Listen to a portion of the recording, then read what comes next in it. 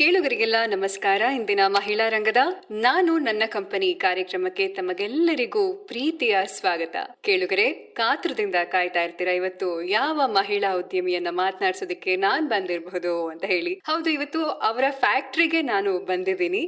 So ಏನ್ factory ಅಂತ ಹೇಳಿದ್ರೆ, ಹೆಣ್ಣು ಮಕ್ಕಳಿಗೆ ಮುಟ್ಟಿನ ಸಮಯದಲ್ಲಿ ಬೇಕಾಗುವಂತಹ ಮೆನ್ಸ್ಟ್ರುವಲ್ ಕಪ್ಸ್, ಪುನರ್ಬಳಕೆ ಮಾಡುವಂತಹ ಅಂತ ಅಂದ್ರೆ ರಿಯೂಸಬಲ್ ಪ್ಯಾಂಟೀಸ್ ಆಗಿರ್ಬೋದು, ಹಾಗೆ ರಿಯೂಸಬಲ್ ಪ್ಯಾಡ್ಸ್, ಇದೆಲ್ಲವನ್ನ ಮ್ಯಾನುಫ್ಯಾಕ್ಚರ್ ಮಾಡುವಂತಹ ಒಂದು ಘಟಕಕ್ಕೆ ನಾನು ಬಂದಿದ್ದೀನಿ. ಇಲ್ಲಿನ ಉದ್ಯಮಿ ದಿವ್ಯಾ ಗೋಕರ್ಣ ಅವರು ನಮ್ಮ ಜೊತೆನಲ್ಲಿದ್ದಾರೆ. ದಿವ್ಯಾ, ನಮಸ್ತೆ, ನಮ್ಮ ಕಾರ್ಯಕ್ರಮಕ್ಕೆ ಸ್ವಾಗತ. ನಿಮಗೂ ಕೂಡ ತುಂಬು ಹೃದಯದ ಧನ್ಯವಾದನ ಅರ್ಪಿಸ್ತೇನೆ. Thank you so much. ಎಲ್ರಿಗೂ ಕೇಳುವಂತಹ ಒಂದು ಸಾಮಾನ್ಯ ಪ್ರಶ್ನೆ, ಈ ಒಂದು ಉದ್ಯಮ, ಅದರಲ್ಲೂ ಈ ಹೆಣ್ಣು ಮಕ್ಕಳಿಗೆ ಸಂಬಂಧಪಟ್ಟ ಹಾಗೆ ಮುಟ್ಟಿನ ಸಮಯದಲ್ಲಿ ಬೇಕಾಗುವಂತಹ ಈ ಮೆನ್ಸ್ಟ್ರುವಲ್ ಕಪ್ಸ್, ಪ್ಯಾಂಟೀಸ್, ಹಾಗೆ ರಿಯೂಸಬಲ್ ಪ್ಯಾಡ್ಸ್ ಎಲ್ಲ ಪುನರ್ಬಳಕೆ ಮಾಡುವಂತಹ ಪ್ಲಾಸ್ಟಿಕ್ ಬಳಸದೇನೆ, ಭೂಮಿಗೆ ಯಾವುದೇ ರೀತಿಯ ಹಾನಿ ಆಗದೇನೆ ಹಾಗೇನೆ ಬಳಸುವಂತಹ ಈ ಉತ್ಪನ್ನಗಳನ್ನ ಮಾಡಬೇಕು, ತಯಾರು ಮಾಡಬೇಕು ಅಂತ ಹೇಳಿ ನಿಮಗೆ ಹೇಗೆ ಅನ್ನಿಸ್ತು, ಯಾಕೆ ಅನ್ನಿಸ್ತು? ತುಂಬಾ ಒಳ್ಳೆ ಪ್ರಶ್ನೆ. ಇದು ಹುಟ್ಕೊಂಡಿದ್ದು ಸುಮಾರು 2020 ಎಲ್ಲ ಲಾಕ್ಡೌನ್ ಆಗಿ ಎಲ್ಲ ಬಿಸ್ನೆಸ್ ಕ್ಲೋಸ್ ಆಗ್ತಾ ಇರುವಂತಹ ಸಮಯದಲ್ಲಿ ನಮ್ಗೊಂದು ಐಡಿಯಾ ಬಂದಿರೋದು. ಯಾಕೆ ಅಂತ ಹೇಳಿದ್ರೆ, ನಾನು ಹುಟ್ಟಿ ಬೆಳೆದಿದ್ದೆಲ್ಲ ಶಿರ್ಸಿ ಅನ್ನೋ ಮಲೆನಾಡಿನ ಹಸಿರು ಜಾಗದಲ್ಲಿ. ಸೊ ಅಲ್ಲಿ ನಾವು ಸಾಕಷ್ಟು ಪ್ಲಾಸ್ಟಿಕ್ ಅನ್ನ ದಿನ ನೋಡ್ತಾ ಇರ್ತೇವೆ. ಸಾಕಷ್ಟು ಒಳ್ಳೊಳ್ಳೆಯ ಫಾಲ್ಸ್ ಅಲ್ಲೂ ಸಹಿತ ಬಿಯರ್ ಬಾಟಲ್ಸ್ ಇಂದ ಹಿಡಿದು ಪ್ಲಾಸ್ಟಿಕ್ ಗಳು ಎಲ್ಲವನ್ನು ನೋಡ್ತಾ ಇದ್ದೇವೆ. ಅದಕ್ಕಿಂತ ಹೆಚ್ಚು ವಿಪರ್ಯಾಸ ಅಂತ ಹೇಳಿದ್ರೆ, ಒಂದು ಸಹಸ್ರಲಿಂಗ ಅಂತ ಹೇಳಿ ಧಾರ್ಮಿಕ ಸ್ಥಳ ಇದೆ. ಸೊ ಅಲ್ಲಿ ಒಮ್ಮೆ ನಾನು ನೋಡಿದ್ದೆ, ಒಂದಿಷ್ಟು ಸ್ಯಾನಿಟರಿ ಪ್ಯಾಡ್ಗಳು ಮಳೆಯಲ್ಲಿ ಕೊಚ್ಕೊಂಡು ಬರ್ತಾ ಇತ್ತು. ಸಹಸ್ರಲಿಂಗ ಅಂತ ಹೇಳಿದ್ರೆ ಸಾವಿರಾರು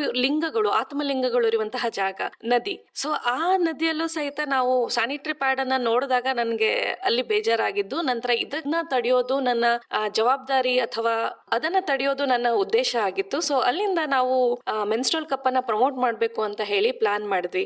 ಯಾಕೆ ಅಂತ ಹೇಳಿದ್ರೆ, ನಾನು ಕೂಡ ಮೆನ್ಸ್ಟ್ರುವಲ್ ಕಪ್ ಯೂಸ್ ಮಾಡಿದ ಸುಮಾರು ಒಂದು 7 ವರ್ಷದ ಮೇಲಾಯ್ತು. ಸೊ ಮಾರ್ಕೆಟ್ ಅಲ್ಲೂ ಸಹಿತ ತುಂಬಾ ಹೆಣ್ಮಕ್ಳಿಗೆ ಇದ್ರ ಬಗ್ಗೆ ಐಡಿಯಾ ಸಹಿತ ಇಲ್ಲ, ಅಥವಾ ಗೊತ್ತಿದ್ರು ಸಹಿತ ಯೂಸ್ ಮಾಡೋದಕ್ಕೆ ಭಯ ಅನ್ನೋದಿದೆ. ಸೊ ಅದಕ್ಕೆ ನಾವು ನಮ್ಮ ತಂಡ ಏನ್ ಮಾಡಿದ್ವಿ ಅಂತ ಹೇಳಿದ್ರೆ, menstrual cup not only promoting, ಅದ್ರ ಜೊತೆ ಎಜುಕೇಶನ್ ಕೂಡ ಕೊಡ್ತಾ ಇದ್ದೇವೆ. ಅದ್ರ ಬಗ್ಗೆ ಹೇಗೆ ಯೂಸ್ ಮಾಡೋದು, ನಂತರ ಮೆನ್ಸ್ಟ್ರುವಲ್ ಹೈಜೀನ್ ಎಜುಕೇಶನ್ ಜೊತೆನೆ ನಾವು ಮೆನ್ಸ್ಟ್ರುವಲ್ ಕಪ್ ಅನ್ನ ಕೊಡ್ತಾ ಇರೋದ್ರಿಂದ ನಾವು ಸಾಕಷ್ಟು ಹೆಣ್ಮಕ್ಳಿಗೆ ರೀಚ್ ಆಗೋದು, ಈಸಿಯಾಗಿ ರೀಚ್ ಆಗೋದು ಆಯ್ತು ನಮ್ಗೆ. ಓಕೆ, ಸೊ ನೀವು ಬೇಸಿಕಲಿ ಏನ್ ಓದಿರೋದು ಅಂಡ್ ಮೂಲತಃ ಶಿರ್ಸಿ ಅಂತ ಹೇಳಿದ್ರಿ. ಸೊ ಅಲ್ಲಿಂದ ಮೈಸೂರು ಕಡೆ ಹೇಗೆ ನಿಮ್ಮ ಪಯಣ? ನಾನು ಓದಿರೋದಕ್ಕೆ ಮತ್ತೆ ಮಾಡ್ತಾ ಇರೋದಕ್ಕೆ ಖಂಡಿತವಾಗ್ಲೂ ಏನೇನೂ ಸಂಬಂಧ ಇಲ್ಲ. ಸೊ ನಾನು ಓದಿದ್ದೆಲ್ಲ ಡಿಪ್ಲೊಮಾ ಇನ್ ಎಲೆಕ್ಟ್ರಾನಿಕ್ಸ್ ENC ಮಾಡಿರೋದು. ನಂತರ post graduation in woman health and hygiene ನಾನು ಇಲ್ಲಿ ಸ್ಟಾರ್ಟ್ ಆದ್ಮೇಲೆ ನಾನು ಎಕ್ಸ್ಟರ್ನಲ್ ಮಾಡಿರೋದು. ಯಾಕೆ ಅಂತ ಹೇಳಿದ್ರೆ ಅದ್ರ ಬಗ್ಗೆ ಸ್ವಲ್ಪ ನಾಲೆಜ್ ಬೇಕು ಅಂತ ಹೇಳಿ. ನಂತರ ಅದೇ ನಾನು ಹೇಳಿದಾಗೆ ಓದ್ಲಿಕ್ಕೆ ಇದಕ್ಕೆ ಏನು ಸಂಬಂಧ ಇಲ್ಲ. ಶಿರ್ಸಿ ನನ್ನ ಹುಟ್ಟೂರು. ನಂತರ ನಾವು ಮೈಸೂರಿಗೆ ಅಂತ ಯಾಕೆ ಬಂದಿರೋದು ಅಂತ ಹೇಳಿದ್ರೆ, ನಮ್ಮ ಎಕ್ಸ್ಪಾನ್ಷನ್ಗೋಸ್ಕರ ಬಂದಿರೋದು. ನಂತರ ನಾನು ನೋಡಿರೋ ಹಾಗೆ ಮೈಸೂರಿನ ಜನತೆ ಸ್ವಲ್ಪ ಹಸಿರಿಗೆ ತುಂಬಾ ಹಸಿರನ್ನ ಉಳಿಸ್ಕೊಳ್ಳೋದಕ್ಕೂ ಕೂಡ ಟ್ರೈ ಮಾಡ್ತಾರೆ. ನಂಗೆ ತುಂಬಾ ಖುಷಿ ಆಯ್ತು. ಸೊ ನಾನು ಕನೆಕ್ಟ್ ಆದೆ ಕೂಡ ಮೈಸೂರಿನ ಜನತೆಗೆ. ಅದಕ್ಕೋಸ್ಕರ ನಾವು ಮೈಸೂರಲ್ಲಿ ಬ್ರಾಂಚ್ ಮಾಡೋದು ಪ್ಲಾನ್ ಮಾಡಿದ್ವಿ. ಓಕೆ, ಸೊ ಇವಾಗ ಮೆನ್ಸ್ಟ್ರುವಲ್ ಹೈಜೀನ್ ಅಂತ ಹೇಳಿದ್ರಿ, ವಿಮೆನ್ ಹೆಲ್ತ್ ಅಂಡ್ ಹೈಜೀನ್ ಅನ್ನೋ ಒಂದು ಕೋರ್ಸ್ ನಾನು ಮಾಡಿದೆ. ಬಿಸ್ನೆಸ್ ಅನ್ನ ಶುರು ಮಾಡಿದ್ಮೇಲೆ, ಇದನ್ನೆಲ್ಲ ಮಾಡಕ್ ಶುರು ಮಾಡಿದ್ಮೇಲೆ ಅದರ ಒಂದು ನಾಲೆಡ್ಜ್ ಇರೋದು ಮುಖ್ಯ. ಹಾಗಾಗಿ ಎಕ್ಸ್ಟರ್ನಲ್ ಆಗಿ ಇದನ್ನ ಮಾಡಿದೆ ಅಂತ ನೀವು ಹೇಳಿದ್ರಿ. ಸೊ ಹಾಗಿದ್ರೆ ಈಗ ಡೀಟೇಲ್ ಆಗಿ ನೀವು ಎಕ್ಸ್ಪ್ಲೈನ್ ಮಾಡ್ಬೋದಾ, ಮೆನ್ಸ್ಟ್ರುವಲ್ ಹೈಜೀನ್ ಅಂತ ಹೇಳಿದ್ರಲ್ಲ, ಸೊ ಅದ್ರ ಬಗ್ಗೆ ಆಗಿರ್ಬೋದು. ಎಷ್ಟೊಂದು ಜನಕ್ಕೆ ನೀವು ಹೇಳ್ದ ಹಾಗೆ ಮಾಹಿತಿ ಇರೋದಿಲ್ಲ. ಸೊ ಇವಾಗ ಒಂದಷ್ಟು ವಿಚಾರಗಳನ್ನ ತಿಳಿಸ್ಕೊಡ್ಬೇಕು ಅಂತ ಹೇಳಿ. ಖಂಡಿತ. ಭಾರತದಲ್ಲಿ ಮುಟ್ಟಿನ್ನು ಗುಟ್ಟಾಗೆ ಇದೆ, ಹೌದಲ್ವಾ? ಸೊ ಏನಾಗಿದೆ, ಇನ್ನು ಭಾರತದಲ್ಲಿ 98% ಹೆಣ್ಮಕ್ಳಿಗೆ ನಾವು ಮುಟ್ಟಾಗುವಂತಹ ಜಾಗವು ಒಂದೇ, ನಂತರ ಯೂರಿನ್ ಪಾಸ್ ಮಾಡುವಂತಹ ಜಾಗವು ಒಂದೇ ಅಂತ ಹೇಳಿ ಅನ್ಕೊಂಡಿದ್ದಾರೆ. 98% ಅದರಲ್ಲಿ ಎಜುಕೇಟೆಡ್ ಕೂಡ ಹೌದು. ಸೊ ಅದನ್ನೆಲ್ಲ ನೋಡಿದಾಗ ನನ್ಗನ್ಸಿದೆ, ಇನ್ನು ರೂರಲ್ ಏರಿಯಾದಲ್ಲಿ 2 ನಾರ್ಮಲ್ ಡೆಲಿವರಿ ಆದವ್ರಿಗೂ ಈ ಪ್ರಶ್ನೆಗಳಿದೆ. ಅದನ್ನೆಲ್ಲ ನೋಡಿದ್ಮೇಲೆ ನನ್ಗನ್ಸಿದ್ದು, ಇದ್ರ ಬಗ್ಗೆ ಎಜುಕೇಶನ್ ಖಂಡಿತವಾಗ್ಲೂ ಬೇಕು. ನಂತರ ಮತ್ತು ಸಾಕಷ್ಟು ಹೆಣ್ಮಕ್ಳು ಯಾವ ಸಮಯದಲ್ಲಿ ಡಾಕ್ಟರ್ನ ವಿಸಿಟ್ ಮಾಡ್ಬೇಕು ಅನ್ನೋದು ಗೊಂದಲದಲ್ಲೇ ಇದ್ದಾರೆ. ಈಗ ಪೀರಿಯಡ್ ಆಗತ್ತೆ ಹೋಗುತ್ತೆ, ಕೆಲವೊಂದು ಹೆಣ್ಮಕ್ಳಿಗೆ ತುಂಬಾ ಹೆಚ್ಚು ಪೀರಿಯಡ್ ಆಗತ್ತೆ, ಅತಿಯಾಗಿ ಹೊಟ್ಟೆ ನೋವು ಬರುತ್ತೆ. ನಂತರ ಅತಿಯಾಗಿ ಅವರು ಪೀರಿಯಡ್ ಟೈಮ್ ಅಲ್ಲಿ ತುಂಬಾ ತ್ರಾಸ ಪಡ್ತಾರೆ. ನಂತರ ಎಷ್ಟೊಂದು ಹೆಣ್ಮಕ್ಳು ಸ್ಕೂಲಿಗೆ ಹೋಗೋದಿಲ್ಲ. ಸೊ ಅದನ್ನೆಲ್ಲ ನೋಡಿದ್ಮೇಲೆ ಇದಕ್ಕೆ ಎಜುಕೇಶನ್ ತುಂಬಾ ಇಂಪಾರ್ಟೆಂಟ್ ಇದೆ, ಅದು ಮೇನ್ ಆಗಿ ಮೆನ್ಸ್ಟ್ರುವಲ್ ಹೈಜೀನ್ ಮೇಲೆ. ಸೊ ಅದನ್ನ ನಾವು ಎಜುಕೇಶನ್ ಮಾಡಿ, ಎಜುಕೇಶನ್ ಕೊಟ್ಟು, ನಂತರ ಪೀರಿಯಡ್ ಟೈಮ್ ಅಲ್ಲಿ ಅದನ್ನ ನಿರ್ವಹಣೆ ಈಸಿಯಾಗಿ ಮಾಡಿದ್ರೆ, ಈಗ ಸಪೋಸ್ ಬಟ್ಟೆನೆ ಯೂಸ್ ಮಾಡ್ತಾ ಇದ್ರೆ ತುಂಬಾ ಹೆಣ್ಮಕ್ಳು ಬಟ್ಟೆನ ವಾಶ್ ಮಾಡ್ಬಿಟ್ಟು ತೊಳೆದು ಒಣಗ್ ಹಾಕೋದು ಸ್ವಲ್ಪ ಕಷ್ಟ ಪಡ್ತಾರೆ. ನಂತರ ನಮ್ಮ ಮಲೆನಾಡಲ್ಲೆಲ್ಲ ಒಣಗೋದಿಲ್ಲ ಮಳೆಗಾಲದಲ್ಲಿ ಅಷ್ಟು ಬೇಗ. ಸೊ ಹಾಗಾಗಿ ಬಟ್ಟೆ ಬದಲು ಈ ತರ ಸ್ಯಾನಿಟರಿ ಪ್ಯಾಡ್ ಇಂದಾನು ನಮ್ಮ ಪರಿಸರಕ್ಕೆ ಹಾಗೂ ನಮ್ಮ ಆರೋಗ್ಯಕ್ಕೆ ಅಷ್ಟೇ ಹಾನಿ ಇದೆ. ಯಾಕೆಂತ ಹೇಳಿದ್ರೆ ಪ್ಯಾಡ್ 90% ಪ್ಲಾಸ್ಟಿಕ್ ಆಗಿರೋದ್ರಿಂದ ಅದು ಮಣ್ಣಲ್ಲಿ 500-600 ವರ್ಷಗಳ ಕಾಲ ಕರಗದೇನೆ ಹಾಗೆ ಇರುತ್ತೆ. ಹಾಗೆ ಪ್ಯಾಡ್ ನಾವು ಯೂಸ್ ಮಾಡೋದ್ರಿಂದಾನು ಸಹಿತ ನಮ್ಗೆ 5 days ಅಲ್ಲೇ ರ್ಯಾಶಸ್ ಆಗೋದು, ಇಚಿಂಗ್ ಆಗೋದು, ನಮ್ಗೆ ಅದ್ರ ಇಫೆಕ್ಟ್ ಗೊತ್ತಾಗತ್ತೆ. ಅದ್ರಲ್ಲಿರುವ ಹಾರ್ಮ್ಫುಲ್ ಕೆಮಿಕಲ್ಸ್ ಅನ್ನ ನಾವು ಕಂಟಿನ್ಯೂಸ್ ಆಗಿ ಯೂಸ್ ಮಾಡೋದ್ರಿಂದ ಸವಿಕಲ್ ಕ್ಯಾನ್ಸರ್ ಆಗುವಂತಹದ್ದು, ನಂತರ ಇನ್ಫರ್ಟಿಲಿಟಿ ಆಗುವಂತಹದ್ದು, ಸೊ ಸಾಕಷ್ಟು ಸಮಸ್ಯೆಗಳು ಆಗ್ತಾನೆ ಇದೆ. ಅದ್ ನಮ್ಗೆ ಗೊತ್ತಾಗ್ತಿಲ್ಲ ಯಾವ್ಯಾವ ರೀಸನ್ಗೆ ಅಂತ ಹೇಳಿ. ಹೌದು, ಅದಕ್ಕೆ ಬೇರೆ ಬೇರೆ ಆಹಾರ ಪದ್ಧತಿ ಅಥವಾ ಬೇರೆ ಬೇರೆ ರೀಸನ್ ಕೂಡ ಇರಬಹುದು. ಅದಕ್ಕೆ ಮೇನ್ ಕಾರಣ ಸ್ಯಾನಿಟರಿ ಪ್ಯಾಡ್ ಕೂಡ ಹೌದು. ಈಗ ಅಂದ್ರೆ ಇತ್ತೀಚೆಗೆ ಬಂದಂತಹ ಸ್ಟಡಿಯಲ್ಲಿ ಕಂಡು ಬಂದಿರುವುದು ಈ ಸ್ಯಾನಿಟರಿ ಪ್ಯಾಡ್ ಗಳಲ್ಲಿ ಲೆಡ್ ಅಂತಹ ಒಂದು ಹಾನಿಕಾರಕ ಅಂಶ ಕೂಡ ಇದೆ. ಸೊ ಅದು ನಮ್ಮ ಬಾಡಿಗೆ ಖಂಡಿತವಾಗ್ಲೂ ಯೋಗ್ಯವಲ್ಲ. ಸೊ ಅದಕ್ಕೋಸ್ಕರ ಇಕೋ ಫ್ರೆಂಡ್ಲಿ ಮತ್ತು ಅದರ್ ಅಲ್ಟರ್ನೇಟಿವ್ ಪ್ರಾಡಕ್ಟ್ಸ್ ನ ಇಂಟ್ರೊಡ್ಯೂಸ್ ಮಾಡೋದು ನಮ್ಮ ಮೂಲ ಉದ್ದೇಶ. ಸೊ ಹಾಗೆ ನಾವು ಮೊದಲು ಸ್ಟಾರ್ಟ್ ಮಾಡಿರೋದು ಮೆನ್ಸ್ಟ್ರಾಲ್ ಕಪ್ ಇಂದ. ಕಾಂಫಿ ಕಪ್ ಅನ್ನೋ ಬ್ರಾಂಡ್ ಅಲ್ಲಿ ನಾವು ಮೆನ್ಸ್ಟ್ರಾಲ್ ಕಪ್ ಅನ್ನ 2020 ಸ್ಟಾರ್ಟ್ ಮಾಡಿದ್ವಿ. ನಂತರ ಮರುಬಳಕೆ ಪ್ಯಾಡ್ ಅನ್ನು ಕೂಡ ಸ್ಟಾರ್ಟ್ ಮಾಡಿದ್ವಿ. ನಂತರ ಸಾಕಷ್ಟು ಬೇಡಿಕೆ ಬಂದಿದ್ದು ಪೇರೆಂಟ್ಸ್ ಇಂದ. ಸೊ ಚಿಕ್ಕ ಮಕ್ಕಳಿಗೆ ನಾವು ಕಪ್ ಅನ್ನ ಪ್ರಮೋಟ್ ಮಾಡ್ಲಿಕ್ಕೆ ಆಗೋದಿಲ್ಲ. ಸೊ ಅದಕ್ಕೆ ಏನಾದ್ರೂ ಸೊಲ್ಯೂಷನ್ ಬೇಕು. ಮತ್ತೆ ಹೆಣ್ಮಕ್ಳಿಗೆ, ಚಿಕ್ಕ ಮಕ್ಕಳಿಗೂ ಕೂಡ ಈಸಿ ಆಗ್ಬೇಕು. ಯಾಕಂತ ಹೇಳಿದ್ರೆ ಅರ್ಲಿ ಪ್ಯೂಬರ್ಟಿ ಅನ್ನೋದು ಇವಾಗ ಸಾಕಷ್ಟು ಜಾಸ್ತಿ ಆಗಿದೆ. 8-9 ವಯಸ್ಸಿಗೆ ಮ್ಯಾಚೂರ್ ಆಗ್ತಾ ಇದ್ದಾರೆ. ಸೊ ಅವರಿಗೆ ಪ್ಯಾಡ್ ಹ್ಯಾಂಡಲ್ ಮಾಡೋದು ಕಷ್ಟ ಆಗುತ್ತೆ. ಮತ್ತೆ ಸ್ಕೂಲ್ ಅಲ್ಲಿ 6 ತಾಸಿಗೆಲ್ಲ ಒಮ್ಮೆ ಪ್ಯಾಡ್ ತೆಗೆಯೋದಿಕ್ ಆಗೋದಿಲ್ಲ. ಬೆಳಗಿಂದ ಸಂಜೆವರೆಗೆ ಒಂದೇ ಪ್ಯಾಡ್ ಅಲ್ಲಿ ಇಟ್ಕೊಂಡು ಬರ್ತಾರೆ. ಸೊ ಅದು ಆರೋಗ್ಯಕ್ಕೆ ನೋಡಿದ್ರೆ ಖಂಡಿತವಾಗ್ಲೂ ಹಾನಿನೇ. ಅದಕ್ಕೋಸ್ಕರ ಅವರಿಗೆ ಏನಾದ್ರು ಪೇರೆಂಟ್ಸ್ ಬೇಡಿಕೆ ನಂತರ ನಾವು ಪೀರಿಯಡ್ ಪ್ಯಾಂಟೀಸ್ ನ ಇಂಟ್ರೊಡ್ಯೂಸ್ ಮಾಡಿದ್ವಿ. ಸಾಕಷ್ಟು ಹೆಣ್ಮಕ್ಳಿಗೆ ಅದು ತುಂಬಾ ಹೆಲ್ಪ್ ಆಗ್ತಾ ಇದೆ. ಯಾಕಂದ್ರೆ ಸ್ಕೂಲಿಗೆ ಹೋಗ್ಬೇಕಿದ್ರೆ ನನ್ಗೆ ಡೌಟ್ ಇರುತ್ತೆ. ಸೊ ಈಗ ಪೀರಿಯಡ್ ಆಗ್ಬಿಟ್ರೆ ಅಂತ ಹೇಳಿ ಅದು ಒಂಥರ ಮುಜುಗರದ ಸಂಗತಿ ಆಗ್ಬಿಡುತ್ತೆ. ಯೂನಿಫಾರ್ಮ್ ಎಲ್ಲ ಆ ತರ ಬ್ಲೀಡ್ ಆಗ್ಬಿಟ್ರೆ ಹೆಣ್ಮಕ್ಳಿಗೆ ಒಂದ್ ಸ್ವಲ್ಪ ಕಾನ್ಫಿಡೆನ್ಸ್ ಲೋ ಆಗ್ಬಿಡುತ್ತೆ. ಸೊ ಆ ಸಮಯದಲ್ಲಿ ಪೀರಿಯಡ್ ಪ್ಯಾಂಟಿನ ಮೊದಲೇ 3 to 4 days ಇಂದಾನೆ ಹಾಕೊಂಡು ಹೋದ್ರು ಏನೂ ತೊಂದರೆ ಇಲ್ಲ. ಸೊ ಪೀರಿಯಡ್ ಟೈಮ್ ಅಲ್ಲಿ ಹತ್ರ ಬಂದ್ರು ಸಹಿತ ಪೇರೆಂಟ್ಸ್ ಕೂಡ ಆರಾಮಾಗಿರ್ಬಹುದು, ಮಕ್ಕಳು ಕೂಡ ಆರಾಮಾಗಿರ್ಬಹುದು. ಅದಕ್ಕೋಸ್ಕರ ನಾವು 3 ಪ್ರಾಡಕ್ಟ್ ಅನ್ನು ಇಂಟ್ರೊಡ್ಯೂಸ್ ಮಾಡಿದ್ವಿ. ಅದ್ರ ಜೊತೆ ನಾನು ಅಬ್ಸರ್ವ್ ಮಾಡಿರೋದಂತ ಹೇಳಿದ್ರೆ, ನಾವು ದಿನನಿತ್ಯ ಬಳಸುವಂತಹ ತುಂಬಾ ಪ್ರಾಡಕ್ಟ್ಸ್ ಪ್ಲಾಸ್ಟಿಕ್ ಆಗಿದೆ. ನಾವು ಬೆಳಗ್ಗೆ ಎದ್ಕೂಳೆ ಯೂಸ್ ಮಾಡುವಂತಹ ಬ್ರಷ್ ಕೂಡ ಪ್ಲಾಸ್ಟಿಕ್ ಆಗಿದೆ. ನಂತರ ಎಲ್ಲ ಏನೇ ಮನೆಯಲ್ಲಿ ನಾವು ಒಂದ್ಸಲ ತಿರುಗಿ ನೋಡಿದ್ರೆ ಎಲ್ಲವೂ ಪ್ಲಾಸ್ಟಿಕ್ ಅಲ್ಲೇ ತುಂಬಿಕೊಂಡಿದೆ. ಸೊ ಅಷ್ಟನ್ನು ನಾನು ಚೇಂಜ್ ಮಾಡ್ಲಿಕ್ಕೆ ಆಗೋದಿಲ್ಲ. ಬಟ್ ಸಾಕಷ್ಟು ಆದಷ್ಟು ನನ್ನ ಹತ್ರ ಅದನ್ನ ನಾವು ಆಲ್ಟರ್ನೇಟಿವ್ ಕೊಡೋಣ ಅಂತ ಹೇಳಿ ನಂತರ ಬಾಂಬೂ ಬ್ರಷ್ ಆಯ್ತು, ಟಂಗ್ ಕ್ಲೀನರ್ ಆಯ್ತು, ಇಯರ್ ಬಡ್ಸ್ ಆಯ್ತು, ನೀಮ್ ಕೋಮ್, ಈ ತರ ಪ್ರಾಡಕ್ಟ್ಸ್ ಅನ್ನ ನಾವು ನಂತರ ಆಡ್ ಮಾಡ್ತಾ ಬಂದ್ವಿ. ಇನ್ನು ಸಾಕಷ್ಟು ಲಿಸ್ಟ್ ಅಲ್ಲಿ ಇದೆ. ಮುಂದಿನ ದಿನಗಳಲ್ಲಿ ಖಂಡಿತವಾಗ್ಲೂ ನಾವು ಆದಷ್ಟು ಇಕೋ ಫ್ರೆಂಡ್ಲಿ ಪ್ರಾಡಕ್ಟ್ ನ ಆಡ್ ಮಾಡ್ತೇವೆ. ಖಂಡಿತವಾಗ್ಲೂ ತುಂಬಾ ಖುಷಿ ಆಗುತ್ತೆ ನಿಮ್ಮ ಈ ಒಂದು ಇನಿಷಿಯೇಟಿವ್. ಎಕೋ ಫ್ರೆಂಡ್ಲಿ ಆಗಿ, ಹಾಗೆ ಭೂಮಿಗೂ ತೊಂದರೆ ಆಗ್ಬಾರ್ದು, ಹೆಣ್ಮಕ್ಳಿಗೂ ತೊಂದರೆ ಆಗ್ಬಾರ್ದು, ಎಲ್ಲಾ ರೀತಿಯ ಭೂಮಿ ಆರೋಗ್ಯ, ಮನುಷ್ಯರ ಆರೋಗ್ಯ ಅಂದ್ರೆ ಹೆಣ್ಣು ಮಕ್ಕಳ ಆರೋಗ್ಯ ಎರಡನ್ನೂ ದೃಷ್ಟಿಯಲ್ಲಿ ಇಟ್ಕೊಂಡು ನೀವು ಈ ಒಂದು ಉದ್ಯಮವನ್ನ ಮಾಡ್ತಾ ಇದ್ದೀರಾ. ಇದನ್ನೆಲ್ಲ ಪ್ರಾಡಕ್ಟ್ಸ್ ನೆಲ್ಲ ತಯಾರಿಸ್ತಾ ಇದ್ದೀರಾ. ಬಹಳ ಸಂತೋಷ ಆಗತ್ತೆ. ಸೊ ಇದು ನೀವು ಹೇಳಿದ್ರಿ, ಈಗ ನೀವು ದೊಡ್ಡವರಾದ ಮೇಲೆ ಅಂತಂದ್ರೆ ನೀವು ಡಿಗ್ರಿ ಆದಾಗ ಅಥವಾ ನಿಮ್ಗೆ ಒಂದು 20 ವಯಸ್ಸಾದ ಮೇಲೆ ಈ ಒಂದು ಐಡಿಯಾ ನಿಮಗೆ ಬಂತು ಅಂತ ಅನ್ಕೊಳ್ಳೋಣ ಅಲ್ವಾ. ಆದ್ರೆ ನಿಮ್ಮ ಬಾಲ್ಯ ಹೇಗಿತ್ತು? ಸೊ ಹೇಳಿದ್ರಿ, ಇವತ್ತು ಸಾಕಷ್ಟು ಜನ ಹೆಣ್ಣು ಮಕ್ಕಳಿಗೆ ಆ ವ್ಯತ್ಯಾಸನೇ ಗೊತ್ತಿಲ್ಲ. ಮುಟ್ಟಾಗೋ ಜಾಗ ಯಾವುದು ಅಥವಾ ಯೂರಿನ್ ಪಾಸ್ ಮಾಡೋ ಜಾಗ ವ್ಯತ್ಯಾಸನೇ ಗೊತ್ತಿಲ್ಲ ಎಷ್ಟೊಂದು ಜನ ಹೆಣ್ಮಕ್ಳಿಗೆ, ರೂರಲ್ ಅಲ್ಲಿ ಎಸ್ಪೆಷಲಿ ಅಂತ. ಸೊ ನೀವು ಕೂಡ ಶಿರ್ಸಿ ಅಂತ ಅಂದ್ರೆ ಅದೊಂಥರ ರೂರಲ್ಲು, ಸಿಟಿ ಆದ್ರೆ ರೂರಲ್, ಎರಡು ಥರನೂ ಆಗುತ್ತೆ ಅಲ್ವಾ. ಸೊ ನಿಮ್ಮ ಬಾಲ್ಯ ಹೇಗಿತ್ತು? ನೀವು ಮೆಚೂರ್ ಆದಾಗ ಆಗಿರ್ಬೋದು ಅಥವಾ ನಿಮ್ಮ ಫ್ರೆಂಡ್ಸ್ ಮೆಚೂರ್ ಆದಾಗ ಆಬ್ವಿಯಸ್ಲಿ ಹೆಣ್ಮಕ್ಳು ಮಾತಾಡ್ಕೊಳ್ತಾರೆ, ಸೊ ಹೀಗೆ ಹೀಗೆ ಅಂತ ಹೇಳಿ. ಆ ಒಂದು ಎಕ್ಸ್ಪೀರಿಯನ್ಸ್ ನಿಮ್ಮ ತಂದೆ ತಾಯಿ ಹೇಗೆ ಇದು ಮಾಡಿದ್ರು? ಸೊ ಅವ್ರಿಗೆಲ್ಲ ತಂದೆ ತಾಯಂದ್ರಿಗೆ ಯಾವ ಥರ ನಾವು ನಾಲೆಡ್ಜ್ ಕೊಡಬೇಕು? ಇವತ್ತಿಗೂ ಆ ಥರ ಇರ್ಬೋದು. ಎಷ್ಟೊಂದು ಜನ ತಂದೆ ತಾಯರಿಗೆ ಆದ ತಕ್ಷಣ ಗೊತ್ತಿರಲೇಬೇಕು ಅಂತೇನಿಲ್ಲ. ಸೊ ಏನ್ ಹೇಳಕ್ ಇಷ್ಟಪಡ್ತೀರಾ ಅದ್ರ ಬಗ್ಗೆ? ನನ್ನ ಬಾಲ್ಯದ ಬಗ್ಗೆ ಕೇಳಬೇಕು ಅಂತ ಹೇಳಿದ್ರೆ ನಾಟ್ ಸೋ ಸ್ಪೆಷಲ್. ಎಲ್ಲ ಮಿಡಲ್ ಕ್ಲಾಸ್ ಫ್ಯಾಮಿಲಿ ಹುಡುಗಿಯ ಏನ್ ಬಾಲ್ಯ ಇರುತ್ತೋ ಸೊ ಹಾಗೇನೆ ಇತ್ತು. ನನ್ಗೂನು ಪೀರಿಯಡ್ ಆಗ್ಬೇಕಾದ್ರೆ ನನಗೆ ಪೀರಿಯಡ್ ಅಂದ್ರೆ ಏನು ಅಂತ ಹೇಳಿ ಯಾರು ಹೇಳ್ಕೊಟ್ಟಿರ್ಲಿಲ್ಲ. ಸೊ ನಾನ್ ಫಸ್ಟ್ ನಾನ್ ಪ್ಯಾಂಟಿಯಲ್ಲಿ ಬ್ಲಡ್ ನೋಡಿದಾಗ ನನ್ಗೇನೋ ಒಂದ್ ದೊಡ್ಡ ಕಾಯಿಲೆ ಬಂದ್ಬಿಟ್ಟಿದೆ ಅಂತ ತುಂಬಾ ಹೆದರ್ಕೊಬಿಟ್ಟಿದ್ದೆ. ಸೊ ಅಮ್ಮನ ಹತ್ರ ತಗೊಂಡು ಹಾಗೆ ತೋರಿಸಿದ್ದೆ. ಏನೋ ನಾನು ಕ್ಯಾನ್ಸರು ಏನೋ ಒಂದು ಆತರ ಏನೋ ಅಂದ್ರೆ ಒಂದ್ಸಲ ಮೈಂಡಿಗೆ ಬಂದ್ಬಿಟ್ಟಿತ್ತು. ಸೊ ಹೆದರ್ಕೊಂಡು ಹೋಗಿ, ಅಮ್ಮ ನೋಡು ಹೆಂಗೆ ಬ್ಲಡ್ ಬಂದ್ಬಿಟ್ಟಿದೆ ಅಂತ ಹೇಳಿ. ಸೊ ಅವಾಗ ಅಮ್ಮ ಎಕ್ಸ್ಪ್ಲೈನ್ ಮಾಡಿದ್ರು, ಇದು ನಂದೊಬ್ಬಳದ್ದೇ ಅಲ್ಲ, ಪ್ರತಿಯೊಂದು ಹೆಣ್ಮಕ್ಳದ್ದು ಅದೇನೇ ಪರಿಸ್ಥಿತಿ ಆಗಿದೆ. ಯಾಕಂದ್ರೆ ಈಗೀಗ ಸ್ವಲ್ಪ ಸ್ಕೂಲಲ್ಲಿ ಅದ್ರ ಬಗ್ಗೆ ಮಾತಾಡ್ತಾ ಇದ್ದಾರೆ ಅನ್ನೋದು ಬಿಟ್ರೆ, ಮೊದಲು ನಮ್ಮ ಹಿಂದಿನ ಜನರೇಷನ್ ಅಲ್ಲಂತೂ ಅಂತೂ ಏನು ಮಾತಾಡ್ತಾ ಇರ್ಲಿಲ್ಲ. ಸೊ ಫಸ್ಟ್ ಟೈಮ್ ಎಲ್ಲರಿಗೂ ಗೊತ್ತಿರೋದಿಲ್ಲ ಪೀರಿಯಡ್ ಅಂದ್ರೆ ಏನು, ನಂತರ ಅವರೇ ಎಕ್ಸ್ಪೀರಿಯನ್ಸ್ ಮಾಡಿದ್ಮೇಲೆ ಗೊತ್ತಾಗತ್ತೆ. ಸೊ ಮುಂದಿನ ಜನರೇಷನ್ಗೆ ಅಟ್ ಲೀಸ್ಟ್ ಪೇರೆಂಟ್ಸ್ ಅದ್ರ ಬಗ್ಗೆ ಖಂಡಿತವಾಗ್ಲೂ ಎಜುಕೇಟ್ ಮಾಡ್ಲೇಬೇಕು. ನಾನೊಂದು ಇನ್ಸಿಡೆಂಟ್ ಕೇಳಿದ್ದೆ. ನಾನೊಂದು ಈ ತರ ನಾವು ಸಾಕಷ್ಟು ಕಡೆ ಎಜುಕೇಶನ್ ಕೊಡ್ತಾ ಇರೋದ್ರಲ್ಲಿ ಸ್ಕೂಲ್ ಕಾಲೇಜಸ್ ಅಲ್ಲಿ ಒಂದು ಸ್ಕೂಲಲ್ಲಿ ನಾನು ಒಂದು ಇನ್ಸಿಡೆಂಟ್ ಕೇಳಿದ್ದೆ. ಒಂದು ಹೆಣ್ಮಗಳು ಬಗ್ಗೆ ಅವರು ಪ್ರಿನ್ಸಿಪಲ್ ಮಾತಾಡ್ತಾ ಇದ್ರು. ಯಾಕೆ ಅವರು ಮೆನ್ಸ್ಟ್ರಲ್ ಹೈಜೀನ್ ಎಜುಕೇಶನ್ ಅನ್ನ ನೀವು ಬಂದ್ ಕೊಡ್ಬೇಕು ಅನ್ನೋದ್ರ ಬಗ್ಗೆ ನನ್ಗೆ ಹೇಳ್ತಾ ಇದ್ರು. ಒಬ್ರು ಹೆಣ್ಮಗಳು ಸ್ಕೂಲ್ ಅಲ್ಲಿ ಅಳ್ತಾ ಇಲ್ಲಂತೆ, ಆಲ್ಮೋಸ್ಟ್ ಒಂದು 5th ಸ್ಟ್ಯಾಂಡರ್ಡ್ ಅಂತ ಇರ್ಬೋದು, 5th ಸ್ಟ್ಯಾಂಡರ್ಡ್ ಅಳ್ತಾ ಇದ್ಲು. ದಿನ ಅಳ್ತಾ ಇದ್ಲು, ಯಾಕೆ ಅಂತ ಗೊತ್ತಾಗ್ತಿರ್ಲಿಲ್ಲ. ಸೊ ಪ್ರಿನ್ಸಿಪಲ್ ಹೋಗಿ ಮಾತಾಡಿದಾಗ ಅವಾಗ ಗೊತ್ತಾಗಿದ್ದು ಅಂತ ಹೇಳಿದ್ರೆ ಅವಳಿಗೆ ಪೀರಿಯಡ್ ಆಗಿದೆ. ಆದ್ರೆ ಮನೇಲಿ ಯಾರಿಗೂ ಹೇಳ್ಕೊಳ್ಲಿಕ್ಕೆ ಆಗ್ತಾ ಇಲ್ಲ, ಯಾಕಂದ್ರೆ ಇಬ್ರು ವರ್ಕಿಂಗು ಪೇರೆಂಟ್ಸ್. ಸೊ ಅವ್ರು ಯಾವಾಗ್ಲೂ ಹೊರಗಡೆನೆ ಇರ್ತಾ ಇದ್ರು, ಇವಳಿಗೂ ಹೇಗೆ ಹ್ಯಾಂಡಲ್ ಮಾಡ್ಬೇಕು ಅಂತ ಗೊತ್ತಿಲ್ಲ. ಸೊ ಅವಳು ದಿನ ಸ್ಕೂಲಿಗೆ ಬಂದು ಅಳ್ತಾ ಇದ್ಲು. ಅದನ್ನ ಪ್ರಿನ್ಸಿಪಲ್ ಕೇಳ್ಕೊಂಡ್ಮೇಲೆ ಅವಾಗ ಅವರಿಗೂ ಅನ್ಸಿದ್ದಿಲ್ಲ ಇದ್ರ ಬಗ್ಗೆ ಇದೊಂದೇ ಹೆಣ್ಮಕ್ಳಿಗೆ ಅಂತಲ್ಲ, ಪ್ರತಿಯೊಂದು ಹೆಣ್ಮಕ್ಳಿಗೂ ಎಜುಕೇಟ್ ಮಾಡ್ಲೇಬೇಕು ಅಂತ ಹೇಳಿ. ಇದೊಂದು ಸ್ಮಾಲ್ ಇನ್ಸಿಡೆಂಟ್. ಈಗ ಈ ಸದ್ಯದಲ್ಲೇ ಆಗಿರೋದು. ನಾವ್ ಅನ್ಕೊಳ್ತೇವೆ ಎಲ್ಲರಿಗೂ ಗೊತ್ತಿದೆ ಅಂತ ಹೇಳಿ, ಇಲ್ಲ, ನಿಜವಾಗ್ಲೂ ಯಾರಿಗೂ ಇನ್ನು ಹೆಣ್ಮಕ್ಳಿಗೆ, ತುಂಬಾ ಹೆಣ್ಮಕ್ಳಿಗೆ ಗೊತ್ತಿಲ್ಲ. ಆ ಗ್ಯಾಪ್ ಇನ್ನೂ ಇದೆ. ಯಾಕಂದ್ರೆ ಪೀರಿಯಡ್ ಇನ್ನೂ ಕೂಡ ಮುಟ್ಟು ಗುಟ್ಟಾಗೆ ಇದೆ, ನಿಜವಾಗ್ಲೂ ಇದೆ. ಸೊ ಅದನ್ನೆಲ್ಲ ಬಿಟ್ಟು ಪೇರೆಂಟ್ಸು, ಅದು ಮತ್ತೆ ತಾಯಂದಿರು ಇನಿಶಿಯೇಟ್ ಮಾಡ್ಲೇಬೇಕು. ತಾಯಂದಿರು ಜೊತೆಗೆ ತಂದೆಯಂದಿರು ಕೂಡ. ಯಾಕೆ ಅಂತ ಹೇಳಿದ್ರೆ ಅದು ಇಬ್ಬರ ಜವಾಬ್ದಾರಿ. ಹೌದು, ಮುಟ್ಟಿನ ಬಗ್ಗೆ ಹೆಣ್ಮಕ್ಳು ಒಂದೇ ಮಾತಾಡೋದಲ್ಲ, ಗಂಡ್ಮಕ್ಳು ಯಾವಾಗ ಮಾತಾಡ್ತಾರೋ ಆಗ ನಾಚಿಕೆ ಎಲ್ಲ ಹೊರಗಡೆ ಹೋಗುತ್ತೆ. ಈವನ್ ಸೊಸೈಟಿಯಲ್ಲೂ ಸಹಿತ ಗಂಡ್ಮಕ್ಳು ಅದನ್ನ ಎಕ್ಸೆಪ್ಟ್ ಮಾಡಿದ್ರೆ ನಂತರ ಹೆಣ್ಮಕ್ಳಿಗೆ ಅದ್ರ ಬಗ್ಗೆ ಮಾತಾಡ್ಲಿಕ್ಕೆ ಮುಜುಗರ ಅನ್ಸೋದಿಲ್ಲ. ಒಂದು ಹುಡುಗಿ ಸ್ಕೂಲಿಗೆ ಹೋಗ್ಬೇಕಿದ್ರೆ ಅವಳು ಸ್ಕರ್ಟ್ ಏನಾದ್ರೂ ಬ್ಲಡ್ ಇತ್ತು ಅಂತ ಹೇಳಿದ್ರೆ ಅದನ್ನ ಗಂಡ್ಮಕ್ಳು ಅದನ್ನ ಚುಡಾಯಿಸದೆ ಅವಳಿಗೆ ಒಂದ್ ಸ್ವಲ್ಪ ಅಣ್ಣನಾಗಿ ಅಥವಾ ಒಂದು ಫ್ರೆಂಡ್ ಆಗಿ, ಗೆಳೆಯನಾಗಿ ಅವಳಿಗೆ ಸ್ಯಾನಿಟರಿ ಪ್ಯಾಡ್ ತಂದ್ಕೊಡೋದ್ರಿಂದ ಹಿಡಿದು ಅವಳಿಗೆ ಅದನ್ನ ನಿರ್ವಹಣೆ ಮಾಡೋದ್ರಲ್ಲಿ ಅವಳಿಗೆ ಹೆಲ್ಪ್ ಮಾಡಿದ್ರೆ ಅವಳು ನಾಚಿಕೆ ಪಟ್ಕೊಳ್ಳೋದಿಲ್ಲ ನೆಕ್ಸ್ಟ್ ಯಾವಾಗ್ಲೂನು. ಸೊ ಆ ತರ ಒಂದು ಚೇಂಜಸ್ ನಮ್ಮ ಸೊಸೈಟಿಯಲ್ಲಿ ಬರಬೇಕು. ಪೇರೆಂಟ್ಸು ಕೂಡ ಅದನ್ನ ಎಕ್ಸೆಪ್ಟ್ ಮಾಡ್ಬೇಕು, ಎಜುಕೇಟ್ ಮಾಡ್ಬೇಕು ಹೆಣ್ಮಕ್ಳಿಗೆ, ಟೀಚರ್ಸ್ ಇಂದ ಹಿಡಿದು ಅನ್ನೋದು ನನ್ನ ಅಭಿಪ್ರಾಯ.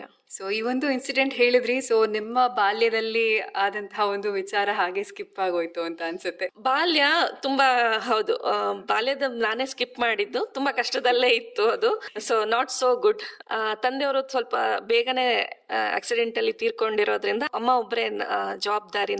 ನಾನು ಮತ್ತೆ ನಮ್ಮ ಅಣ್ಣ ಇಬ್ಬರಿದ್ವಿ. ಅವರ ನಮ್ಮ ಎಜುಕೇಶನ್ ಎಲ್ಲ ಜವಾಬ್ದಾರಿ ತಗೊಂಡಿರೋದು. ತುಂಬಾ ಹತ್ರದಿಂದ ಅವ್ರ ಕಷ್ಟಗಳನ್ನ ನೋಡಿದ್ದೇನೆ. ನಮ್ದೊಂದು ಸಣ್ಣ ಹೋಟೆಲ್ ಇತ್ತು. ಅಮ್ಮ ಬೆಳಿಗ್ಗೆ 6 ಗಂಟೆಗೆ ಹೋದ್ರೆ ರಾತ್ರಿ 10 ಗಂಟೆಗೆ ಮನೆಗೆ ಬರೋದು. ಸೊ ಮನೆಯಲ್ಲಿ ನಾವಿಬ್ರೇ ಜೀವನವನ್ನ ನೋಡಿರೋದು.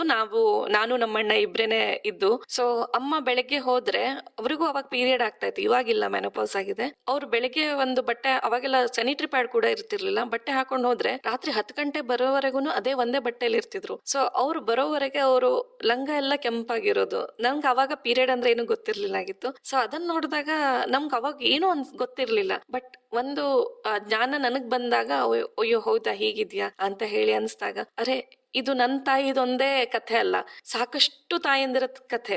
ಸೊ ಅದ್ರ ಬದಲು ಒಂದು ಒಳ್ಳೆ ಪ್ರಾಡಕ್ಟ್ ನ ಕೊಡಬಹುದಿತ್ತಲ್ವಾ? ಅಥವಾ ಮೆನ್ಸ್ಟ್ರಲ್ ಕಪ್ಪೆ ಇದು 1937ರಲ್ಲಿ ಇನ್ವೆಂಟ್ ಆಗಿರೋದು ಆದ್ರೂ ಕೂಡ ಎಷ್ಟು ಹೆಣ್ಮಕ್ಳಿಗೆ ಇದ್ರ ಬಗ್ಗೆ ಗೊತ್ತಿಲ್ಲ. ಸುಮಾರು 2012ರಿಂದ ನಮ್ಮ ಭಾರತದಲ್ಲೂ ಕೂಡ ಪರಿಚಯ ಆಗಿದೆ. ಆದ್ರೂ ಇನ್ನೂ 99% ಹೆಣ್ಮಕ್ಳಿಗೆ ಮೆನ್ಸ್ಟ್ರಲ್ ಕಪ್ ಬಗ್ಗೆ ಗೊತ್ತಿಲ್ಲ, ನಂತರ ಗೊತ್ತಿದ್ರು ಯೂಸ್ ಮಾಡ್ತಾ ಇಲ್ಲ. ಸೊ ಆ ಪರಿಸ್ಥಿತಿ ಇದೆ. ನಾನು ಹೇಳೋದು ಅಂತ ಹೇಳಿದ್ರೆ ಒಂದು ಬೆಸ್ಟ್ ಪೀರಿಯಡ್ ಸೊಲ್ಯೂಷನ್ ಅಂದ್ರೆ ಮೆನ್ಸ್ಟ್ರಲ್ ಕಪ್ ಅಂತ. ಒಮ್ಮೆ ನಾವು ತಗೊಂಡು ಯೂಸ್ ಮಾಡಿದ್ರೆ, ಒಮ್ಮೆಗೆ ನಾವು ಕಲ್ತ್ಕೊಂಡ್ರೆ ಅದು ನಮ್ಮ ಲೈಫ್ ಪೂರ್ತಿಯಾಗಿ ನಮ್ಮ ಜೊತೆ ಗೆಳತಿಯಾಗಿ ಇದ್ಬಿಡತ್ತೆ ಅಂತ ಹೇಳ್ಬೋದು.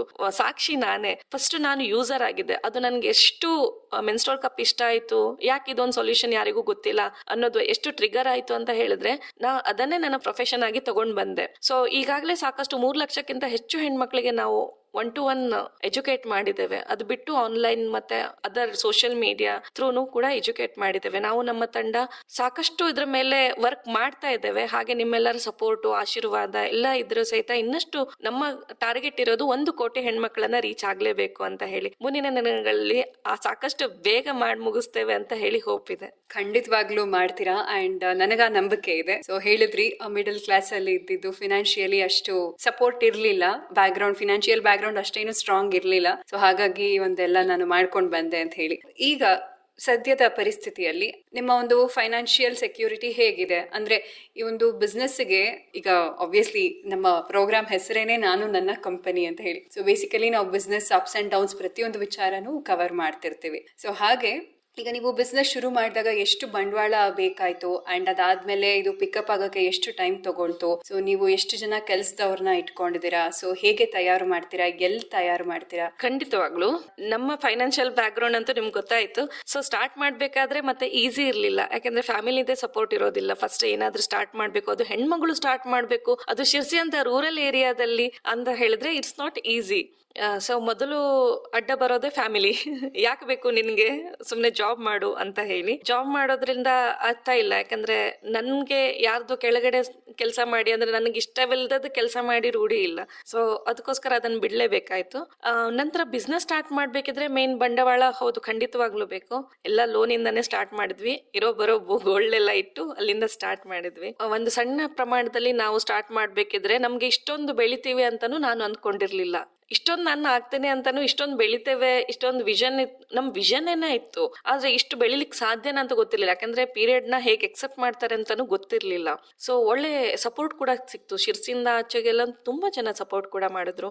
ಅಲ್ಲಿಂದ ಸ್ಟಾರ್ಟ್ ಆಯ್ತು. ನಂತರ ಸಾಗರದಲ್ಲಿ ಒಂದು ಬ್ರಾಂಚ್ ಕೂಡ ಇದೆ, ಅಲ್ಲೇ ನಮ್ಮ ಪ್ಯಾಡ್ ಸ್ಟಿಚಿಂಗ್ ಎಲ್ಲ ರೆಡಿ ಆಗ್ತಾ ಇದೆ. ನಂತರ ಮೇನ್ ಕಾರ್ಪೊರೇಟ್ ಆಫೀಸ್ ಶಿರ್ಸಿಯಲ್ಲಿದೆ. ಸೊ ಮೈಸೂರಲ್ಲಿ ನಮ್ಮ ಆಫೀಸ್ ಅನ್ನ ಸ್ಟಾರ್ಟ್ ಮಾಡಿರೋದು ಮೇನ್ ಆಗಿ ಹೆಚ್ಚು ಹೆಣ್ಮಕ್ಳಿಗೆ ರೀಚ್ ಆಗ್ಬೇಕು ಅಂತ ಹೇಳಿ. ಹೀಗೆ ಫಿನಾನ್ಸ್ ಬಗ್ಗೆ ಕೇಳಿದ್ರೆ ನನ್ನ ನಂಬರ್ಸ್ ಅಲ್ಲಿ ನಾನು ನಿಮ್ಗೆ ಎಕ್ಸ್ಪ್ಲೈನ್ ಮಾಡ್ಲಾರೆ, ಯಾಕಂದ್ರೆ ಇದು ಲಾಸ್ಟ್ 4 to 5 years ಅಲ್ಲಿ ಸಾಕಷ್ಟು ಅಮೌಂಟ್ ಹೋಗಿದೆ ಮತ್ತು ಬಂದಿದೆ ಕೂಡ. ಇದನ್ನ ಬಿಸ್ನೆಸ್ ಇನ್ ಆಚೆ ನನ್ನ ಪ್ಯಾಷನ್ ಆಗಿ ತಗೊಂಡಿರೋದ್ರಿಂದ ಅದು ಯಾವ್ದು ನನಗೆ ಮ್ಯಾಟರ್ ಆಗ್ಲಿಲ್ಲ. ಸೊ ಎಲ್ಲವೂ ಲೋನಲ್ಲೇ ಇದೆ, ಈಗ ಸದ್ಯಕ್ಕಂತೂ ಎಲ್ಲವೂ ಲೋನಲ್ಲೇ ಇದೆ. ಸೊ ಹೇಳಿದ್ರಿ ಸಾಕಷ್ಟು ಹೋಗಿದೆ, ಸಾಕಷ್ಟು ಬಂದಿದೆ ಅಂತ ಹೇಳಿ. ಸೊ ಒಂದೆರಡು ಏನಾದ್ರೂ ಉದಾಹರಣೆ ಕೊಟ್ಟು ನಾವು ಇದೇಗುಂದದೆ ಮುಂದೆ ಕೆಲಸ ನಾವು ಮಾಡ್ಕೊಂಡು ಹೋಗ್ಬೇಕು ಅನ್ನೋದಕ್ಕೆ ಒಂದೆರಡು ಉದಾಹರಣೆ ನೀವೇನಾದ್ರೂ ಕೊಡೋದಾದ್ರೆ. ಎಲ್ಲಾ ಬಿಸ್ನೆಸ್ ಅಲ್ಲೂ ಖಂಡಿತವಾಗ್ಲೂ ಅದಿದ್ದೇ ಇರತ್ತೆ. ಒಂದು ಸೀರೆ ಎಲ್ಲರಿಗೂ ಇಷ್ಟ ಆಗತ್ತೆ ಅಂತ ಹೇಳಿ ಮತ್ತೊಬ್ರಿಗೆ ಇಷ್ಟ ಆಗದೇನೆ ಇರಬಹುದು ಒಂದ್ ಸೀರೆ ಬಿಸ್ನೆಸ್.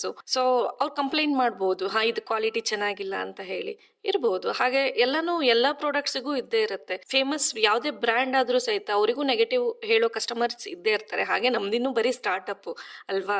ಏನಾಗತ್ತೆ, ಕಪ್ ಯೂಸ್ ಮಾಡ್ಲಿಕ್ಕೆ ಸ್ವಲ್ಪ ಟ್ರಿಕಿ ಇದೆ. ಫಸ್ಟ್ ಮಂತ್ ಅಲ್ಲೇ ನಾನು ಟ್ರೈ ಮಾಡಿ ಸಕ್ಸಸ್ಫುಲಿ ಆಗ್ಬಿಡ್ತೇನೆ ಅಂತ ಹೇಳ್ತಾರೆ. ಸೊ 1 or 2 months ಬೇಕು ಹೆಣ್ಮಕ್ಳಿಗೆ ಯೂಸ್ ಮಾಡೋದು ಕಲ್ತ್ಕೊಳ್ಳೋದಕ್ಕೆ. ಆದ್ರೆ ನನ್ಗೆ ಥ್ಯಾಂಕ್ ಗಾಡ್ ನನಗೆ ಯಾವುದೇ ರೀತಿ ಆತರ ಕಸ್ಟಮರ್ಸ್ ಬಂದಿಲ್ಲ. ಎಲ್ಲಾ ನಮ್ಮ ಕಸ್ಟಮರ್ಸ್ ದೇವ್ರಂತವ್ರು, ಎಲ್ಲರೂ ಸಪೋರ್ಟಿವೇ ಇದ್ದಾರೆ ಹೊರತು ನನ್ಗೆ ಹಿಂದಿಂದ ಯಾರೂ ಏನು ಮಾಡ್ಲಿಲ್ಲ. ಸೊ ಎಲ್ಲರೂ ಆಕ್ಚುಲಿ ನಮ್ದು ಮೌತ್ ಟು ಮೌತ್ ಪಬ್ಲಿಸಿಟಿಯಿಂದಾನೇ ನಾವ್ ಇಷ್ಟು ಬೆಳೆದಿದ್ದು. ಒಬ್ರು ಯೂಸ್ ಮಾಡಿದವರು ಮಿನಿಮಮ್ 10 ಜನರಿಗೆ ಅದನ್ನ ಹೇಳಿದ್ದಾರೆ, ಆಲ್ರೆಡಿ ಹೇಳಿದ್ದಾರೆ, ಹೇಳ್ಕೊಂಡು ಬಂದಿದ್ದಾರೆ ಸಹಿತ. ಸೊ ಅದೇ ನಮ್ಮ ಸ್ಟ್ರೆಂತ್ ಅಂತ ಹೇಳ್ಬಲ್ಲೆ.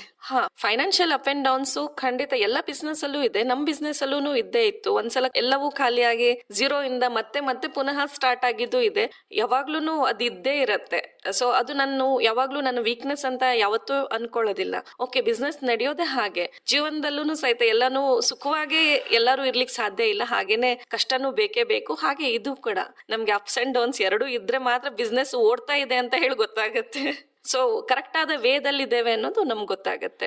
ಖಂಡಿತವಾಗ್ಲೂ. ಸೊ ಈಗ ಮಾರ್ಕೆಟ್ ಅಲ್ಲಿ ಈ menstrual cups, reusable panties, pads ಇದೆಲ್ಲದ್ರದ್ದು ಸಾಕಷ್ಟು ಬ್ರ್ಯಾಂಡ್ಸ್ಗಳಿದೆ. ಇವತ್ತು ಆನ್ಲೈನ್ ಅಲ್ಲಿ ಕೂಡ ನಾವು ಆರ್ಡರ್ ಮಾಡಿ ತಗೊಳ್ಬಹುದು. ಸೊ ಆದ್ರೆ ಯಾವ ರೀತಿಯ ಕ್ವಾಲಿಟಿಯನ್ನ ನೋಡಿ ಅಥವಾ ಏನನ್ನ ನೋಡಿ ಇದನ್ನ ಪರ್ಚೇಸ್ ಮಾಡ್ಬೇಕು ಅಂತ ಹೇಳ್ತೀರಾ?